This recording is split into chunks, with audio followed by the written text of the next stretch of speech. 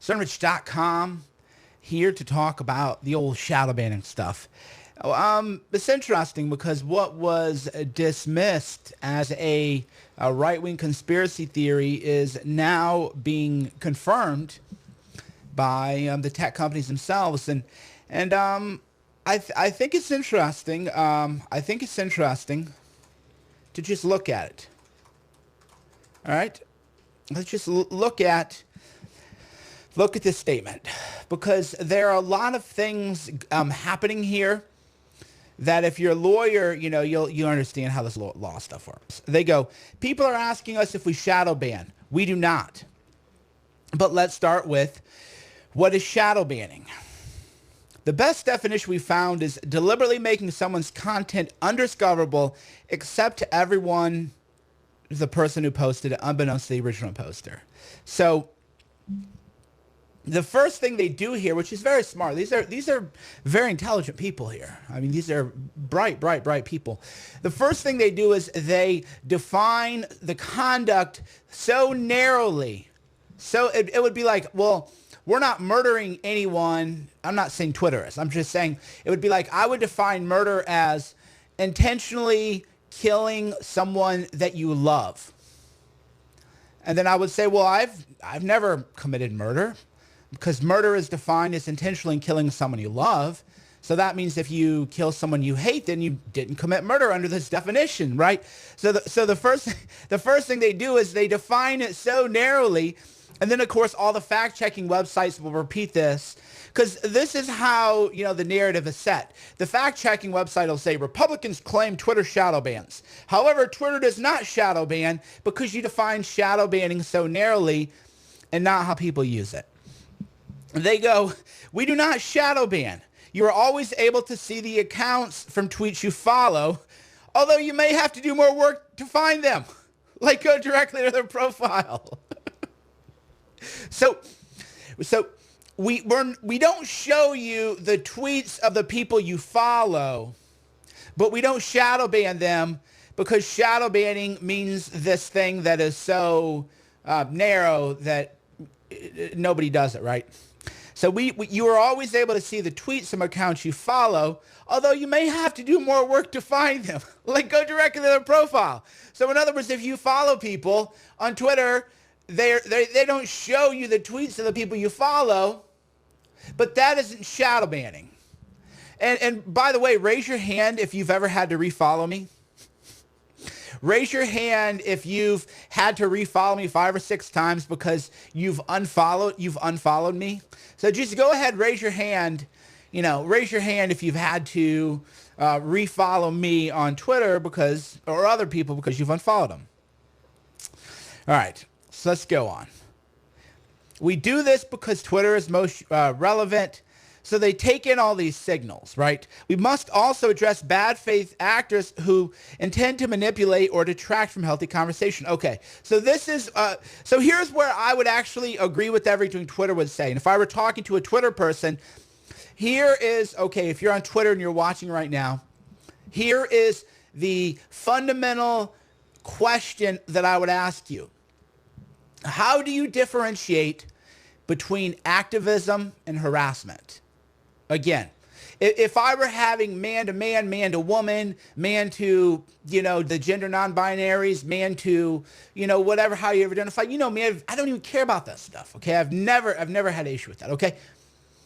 If I were just looking you in the eye, I would say, how do you differentiate activism from harassment? And I'll give you a great example. Sean King, there was a viral video of a white man who followed an African American and dropped N-bombs. Sean King doxed the guy, put him on blast and everything. And you know what I say? Hey man, if you're following people around, dropping N-bombs, then the activists are gonna, call you up. That's activism, okay? But why then is it harassment when I find James Gunn's tweets about pedophilia? Right? Well, Cernovich is a ringleader. He's leading a harassment campaign against poor James Gunn. You mean the guy is worth like $100 million? He's a white male. He's not even an oppressed minority. So how do you differentiate activism from harassment? Because you have to make a moral judgment call, because if the left is way worse on Twitter. The left is way worse on Twitter than the right is. I'll give you an example. Google a night, again, I'm not talking to the regular readers here. I'm talking to the Twitter people. This is my direct access to Twitter people. If you're at Twitter, I would like for you to Google a night for freedom, New York, man choked, strangled, assaulted, however you want to. He was almost killed by an Antifa activist. That Antifa activist learned about a night for freedom, New York, learned about the location, which was doxed, on Twitter. So an organized hate mob was mobilized on Twitter. People on Twitter said, oh, this is where the party's going to be. Antifa showed up. A guy almost died. Is that activism or is that harassment? Are people who say, hey, go find Cernovich and try to kill people at his events, are those people activists or are they harassers, right? You have to fundamentally answer that question, because I know what Twitter's going to say. Twitter's going to say, well, that's activism. So if a healthy conversation is activism. So if you're saying, hey, let's organize an Antifa terrorist mob and show up somewhere and try to kill some people, well, that's not harassment. That's not a bad faith use of the service. That's activism, right? So that all was organized on Twitter by verified Twitter accounts, and it can all be proven. It can all be shown. Google a Night for Freedom, New York. So is that activism or is that harassment, right? That's the whole point, is that if you can't answer that question mathematically, you'd have to look at behavior. So if Twitter, you know me, why do people I have blocked on Twitter tag me in tweets? Here's a very simple way Twitter could end 90% of the harassment on Twitter. You want to hear an idea? You want to hear the idea? Real simple. If I have you blocked on Twitter, you can't say @Cernovich and have that tweet send. Likewise, if you've blocked me on Twitter, I can't tag you in tweets. Real simple. Why isn't that done? Right? Why doesn't the algorithm pick up all these people that I blocked on Twitter and they keep tagging me on Twitter sometimes hundreds of times a day, but they weren't caught up in the quality ban? So wait a minute. If a Twitter user has someone blocked on Twitter and the person who's blocked continues to tweet at that person and tag their handle, that's as bad faith as it gets. It doesn't get more bad faith than that. So why then are the people, because they're on the left, and that's activism, and they're doing activism against Cernovich. So you can, even if Cernovich blocks you, it's activism, right? That's the whole point. Activism or harassment. You have to be able to tell me, why is it one set of behavior activism? Why is one set of behavior harassment? Because that's a moral judgment, it's aesthetic judgment, right? So real simple would be, yeah, and then, the other simple way, or the other ways that the shadow banning is, whenever I go, like, there aren't enough servers, coincidentally, my periscopes don't trend, the whole thing like that. So there's all these little subtle ways, like, you'll never, even when I have the biggest periscope streams, it'll never show up as trending. So it's all been happening. They just happen to catch Republicans, congressmen in the stream, which was a bad idea. So here's what happens, right? So here's what Twitter has to define. A bad faith actor divides the conversation. Okay, does Black Lives Matter divide the conversation? Right? So Twitter says they downvote people who divide the conversation. Okay, well, I, for one, think Black Lives Matter has a point. Anybody who's read my stuff over the years knows that I've said it many times, and my own followers hate my guts when I bring it up, but I've long said I think Black Lives Matter has a point on some issues, right? Look at the way the feds are treating Manafort and Trump and other people. You think they ain't steamrolling black people like that too? You think the feds that are steamrolling, that's what the feds do, they steamroll people. So Black Lives Matter has a point. But objectively speaking, Black Lives Matter divides the conversation, because by definition, if you're an activist, you're dividing the conversation. If you're an activist, you're saying, F your civility, F your conversation, you need to hear these issues that we have. So they divide the conversation, but they're not being downvoted, right? They're not being downvoted. So if you're MAGA, you're divisive, you're harassment. If you're left-wing, you're an activist and you're elevating the conversation, right? So there's all these little subtle things. And by the way, I feel bad for Twitter people, to be quite honest. They have the most powerful invention other than the printing press. And to sit there and watch people you don't agree with politically use your platform to win and to get news out, I feel bad for them. And everybody's always nipping at you. Everybody's attacking you, right? I got sympathy for the devil, man.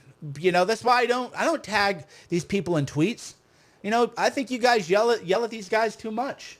By the way, I'm taking 3 Gorilla Mind, G-O-R, I just dropped it, GORILLAMIND.com. Hold on.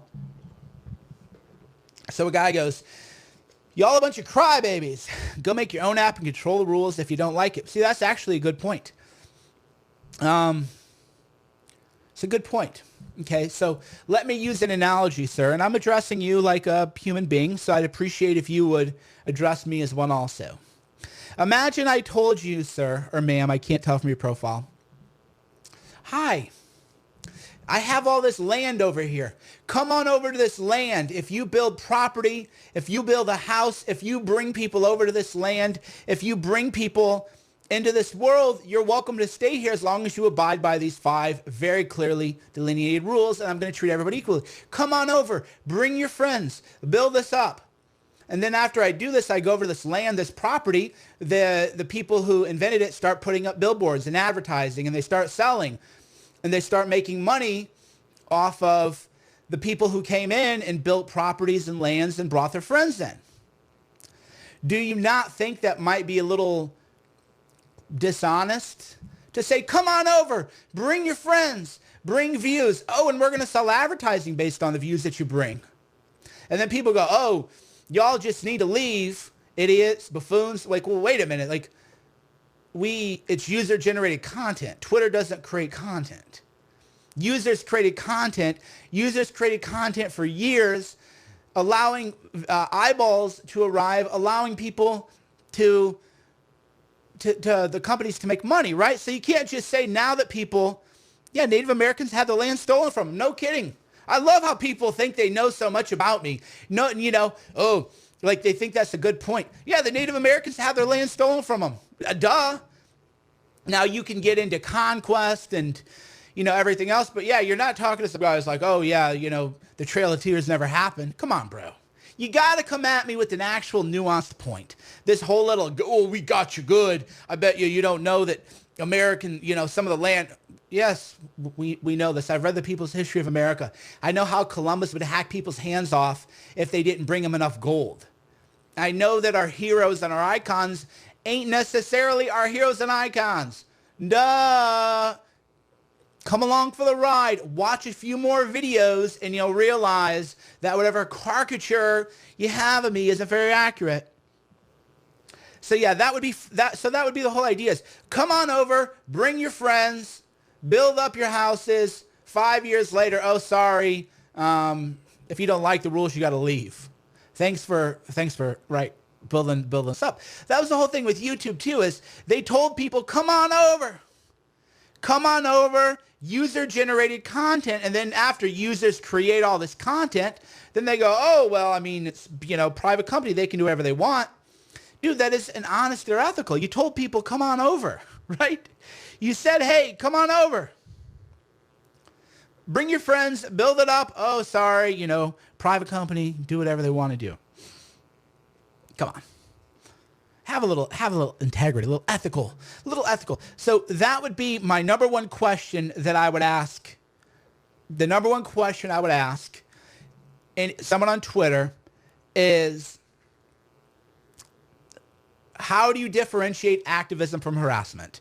And I would make them give me 5 examples, clear-cut examples. Because if you're watching me, everybody said that I harassed James Gunn. How many articles have you read about James Gunn where they said, you know, Mike Cernovich is a SOB and a bad person, but you know what? He did a good thing with James Gunn. He revealed some very disgusting conduct and behavior. How many articles said, good job, Cernovich, he's an activist who revealed misconduct in Hollywood? No. Cernovich is a ringleader acting in bad faith, and these ringleaders, harassment, blah, blah, blah. How do you differentiate activism from harassment? And by the way, this is a very hard question to answer. That is an extremely hard question to answer. Bots, the left wing uses bots. Correct the Record was a bot. So that would be another good example of bad faith actors. So there was literally a super PAC. Here, we'll pull up the article for you. So, the left likes to go, oh, there were bots. Oh, all these bots everywhere you look. So let's go ahead and look at Correct the Record. There was literally a super PAC of bots. Hold on, so the left goes, oh, you guys are using bots. Correct the Record was the super PAC founded by David Brock. It supported Hillary Clinton's campaign. The super PAC aimed to find and confront confrontational social media users about Clinton. Well, wait a minute. Is that dividing the conversation? Should David Brock and Media Matters be banned from Twitter for dividing the conversation? So there was an actual super PAC. Should Hillary Clinton be banned from Twitter? The super PAC aimed to find and confront social media users. Well, I mean, that sounds like harassment to me. Paid harassment campaign. Paid harassment campaign. Right? So they go, oh, is that dividing the conversation? Or if you're paying people? So that was literally Correct the Record. It was a super PAC aimed to find and confront confrontational social media users who posted unflattering messages about Clinton. Oh, and they paid anonymous tipsters for unflattering scoops about Bernie and Trump, including audio and video. But wait a minute, I thought we were the bots. I thought we were the ones with the bots, right? I thought we were the ones with the bots. But no, actually, the paid super PACs were the bots. I mean, that's amazing, right? So they're going, oh, bots, all these... No. There was actual super PAC by far left-wing groups that had bots and that had people paid to confront people. So should David Brock and Media Matters be banned from Twitter? So that's what I mean. If you're applying these rules even-handedly, if you're applying these rules logically, if you're looking at them from a broader perspective, you would say, well, yeah, I mean, I guess you got to ban David Brock. I guess you gotta, so, okay, so the question then is how, of course, so this is Correct the Record, right? It coordinated with the presidential campaign. I mean, look at the whole thing. Correct the Record was a far left-wing bot operation that divided the conversation. So that would be my question. Should all these people from Correct the Record be banned? Be nice to Hillary Clinton online or risk a confrontation with a super PAC. Is that harassment, Twitter? Is Correct the Record harassment? Should all those people be banned who use that? Right? I don't use bots. Go ahead and look. I don't even use alternate profiles. Just the one and only. But I've had bots directed at me. And, a lot of you who interact with me on Twitter know when the bots come out. It's a coordinated campaign. It'll be 1,000 replies, all of the same thing. So there's no question. There's no question that the left is using bots, right? So, I mean, here you go. Be nice to Hillary Clinton or else risk a confrontation with her super PAC. Well, I mean, that sounds to me like a bot operation, right? So Correct the Record should be banned. David Brock should be banned. Media Matters funded by David Brock should be banned. They all coordinated with bots, right? It's all there. Share Blue. Come on, bros. Come on, bros. And that's the whole point that they don't understand is we know how the left works because the left has the cultural high ground. It is what it is, by the way. It is what it is. By the way, real quick, before you go, well, we're going to keep talking. This is why, if you want real news, you got to support it, man. Support real news while supporting your own health, your own productivity, your own sleep, your own everything by going to gorillamind.com, GORILLAMIND.com, gorilla like the gorilla, mind like my mind.com. There's always the good stuff. There is a Gorilla Mind Rush, which a lot of people use for pre-workout, super high productivity days. Gorilla Mind Smooth, which is what I just took 3 of. Focused intensity without the jitters or the buzz. The Gorilla Youth Serum, a great skincare product. Gorilla Dream, a sleep aid. And by the way, the prices are going up on Gorilla Dream as soon as this batches. So all the prices are going to be going up for Gorilla Dream and the Gorilla Serum because we underpriced them. So that to get more customers. So if you like Gorilla Dream, stock up now. You can go to gorillamind.com, GORILLAMIND.com. That's sort of ironic. Hey guys, I'm about to tell you about how to be more focused and intense. How'd you spell gorilla again? Hey, I talk for hours a day. You watch me. You can't have this kind of superhuman productivity, this gorilla-like productivity, every day, nonstop, 24/7, 365. If you don't take care of your body, you don't take care of your mind. Gorilla Dream, best night of sleep people are saying they've ever had.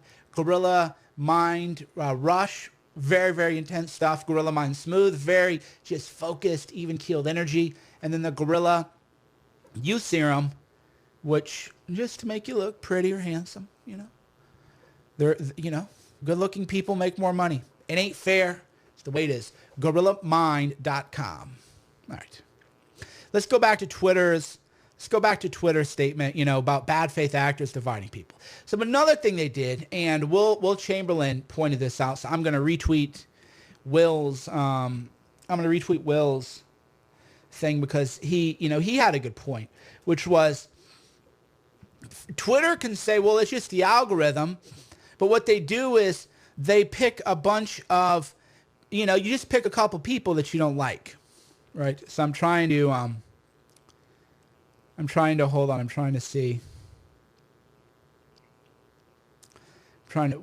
see the way you set your algorithm. The way you would set your algorithm is you pick a MAGA account as your keystone. So this is a good point Will makes. So this is why all this algorithm stuff is just kind of like BS. They go, how other accounts interact with you. So we'll go ahead and read Twitter, and then I'll show you Will Chamberlain has a good point. So they go, so what they do is they downvote and hide tweets from bad faith actors. All right, so let's highlight tweets from bad faith actors. Okay, a bad faith actor divides the conversation. Now again, how do you differentiate a activist from a harasser? How do you differentiate good faith and bad faith dividing the conversation? How do you differentiate Black Lives Matter from, say, some other campaign that you might not like, right? You gotta be able to answer those questions. And the real answer is they agree with one and don't agree with the other. And if you agree with the person, they're acting in good faith. Now what they do is they ban people based on how other accounts interact with you, who follows you and who retweets you, right? So pay attention to that language from Twitter. They go, you're going to get caught up in that ban based on who follows you and who retweets you, right? So here's how that works. So all the engineers needed to do, so their algorithm, right? Everybody wants to say an algorithm is objective. Algorithms aren't objective. People create them, right? Algorithms are not objective. So what you do is you just pick up a couple accounts and say these are bad faith actors, and then you say, oh, whoever retweet, if this bad faith actor retweets someone, then that person will be caught up in the dragnet, guilt by association, right? So then you can go, oh no, it's just our algorithm, it's a bad faith actor and everything. So what Congress would do, right? What Congress would do is they would say, give me an example of 10 bad faith actors who are left-wing. Then give me 10 or 10 bad faith actors who are right-wing or conservative. And then, right, so you have to really get specific. Define who is a bad faith actor. And then, of course, the whole idea that you're going to ban people or shadow ban people because bad faith actors retweet them is like a problem, right? It's like guilt by, you can't control who retweets you. So actually, you know what would be funny? I'm not advocating this because that would be harassment. So I'm not advocating it. I just think it would have been interesting, and the 4chaners are smart. What if really nasty accounts from 4chan started retweeting like left-wing journalists, right? That's how you would, and then they would be shadow banned because the algorithm wouldn't know because it's machine learning. So what would be amusing is if a bunch of bad faith actor accounts, however that defined, if they retweeted, followed, interacted, praised, rejoiced, like left-wing journalist accounts or left-wing activist account, would that trigger the algorithm? Probably would. Probably would. So yeah, I mean, that's all what's going on here. It's very easy.